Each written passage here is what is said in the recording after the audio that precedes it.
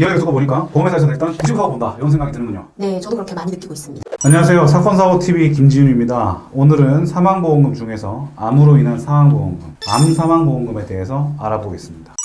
이번 시간은 이제 다양한 사망보험금 중에서도 그 암사망보험금에 대해서 한번 말씀 나눠볼 텐데요. 네, 오늘은 쉽게 지급받기 어려운 사망보험금인 암사망보험금에 대해서 알려드리도록 하겠습니다. 암사망보험금이라고 하면 암으로 인해서 사망했다. 이때 보험금을 지급한다는 거 아니겠습니까? 고객분들께서 생각하실 때는 그렇게 보험금 지급이 어렵진 않을 것 같다. 이렇게 생각이 드실 것 같은데요. 네, 그렇지만 생각보다 지급이 쉽지가 않습니다. 이유가 뭘까요? 요즘 의학기술 발전으로 암의 진단이 된다고 하더라도 암으로 사망하는 경우까지 이른다고 보기는 어려운 경우가 많습니다. 따라서 암 진단을 받았으나 다른 합병증과 함께 다른 질병이 경합하여 사망에 지장을 주는 경우나 암 진단 후 오랜 기간이 흐른 후 다른 병명으로 직접 사인 기재가 된 경우가 많습니다. 그런 경우에는 분쟁이 많이 일어나고 있습니다. 그러니까 암의 원인으로 사망이 추정은 되지만 암 때문에 반드시 사망했다 뭐 이렇게 확실하지 않은 경우겠네요. 네, 그렇죠. 암으로 인하여 사망에 이르렀다는 직접 인과관계를 고객 측이 입증을 해야 하다 보니 의학적으로 부족한 고객의 입장에서는 여간 어려운 일이 아닐 수 없습니다. 네, 그렇겠네요. 이 전문가 집단이죠. 보험회사와의 분쟁은 굉장히 어려울 수밖에 없을 것 같습니다. 이 암사망보험금 직접 진행하신 사건에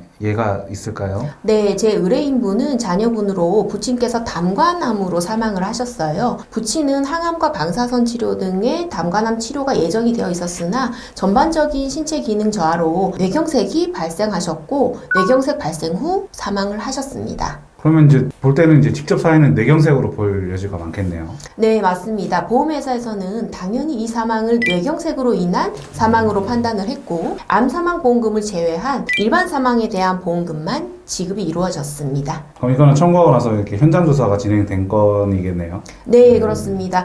사망진단서상에서는 직접 사인은 뇌경색이라고 되어 있었고 사인과 관계없는 그 밖의 신체 상황에 담도암이라고 기재가 되어 있었는데요. 이를 보고 보험회사에서는 본인들이 유리한 쪽으로 해석을 하고 진행을 한 거죠. 그거는 지급이 됐나요? 네, 정말 어려운 과정이었는데요. 보험회사에서는 이미 본인들이 유리한 근거 자료인 의료 자문 등을 확보한 상황이었고 저 역시도 거기에 반하여 의무 기록을 철저하게 분석하고 이의 제기를 해서 최종적으로는 보험금이 잘 지급될 수 있었던 사건입니다. 정말 다행이네요. 혹시 또 다른 사건 있나요? 또 다른 경우는 수년간 투병 생활을 하시다가 요양병원에서 다발성 장기 부전으로 사망하셨는데요. 보험회사에서는 직접 사인이 암과 관련 없는 다발성 장기 부전이라는 이유로 보험금을 면책했었습니다. 이 사건은 어떻게 됐죠? 일단 사망진단서나 시체 검안서도 물론 중요하지만 사망 전 망인의 진료기록 검토가 매우 중요한데요. 따라서 저는 일단 망인의 진료기록을 아주 면밀히 검토를 하였고 최종 보험금을 지급받을 수 있었던 사례입니다. 이야기를 듣고 보니까 보험회사에서는 일단 구직하고 본다 이런 생각이 드는군요. 네, 저도 그렇게 많이 느끼고 있습니다.